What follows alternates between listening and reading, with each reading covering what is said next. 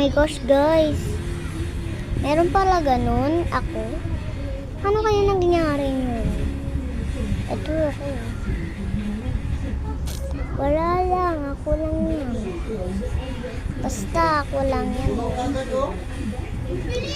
Basta ako lang yan, ha. So, paano kaya nangyari yun, guys? Ito ako. Ano nangyari? Kaya, nasa TikTok ko. Pindutin yung ano. TikTok. Basta, ha. Ano kaya nangyari to? Basta. Ganyan lang, guys, ha. Bye.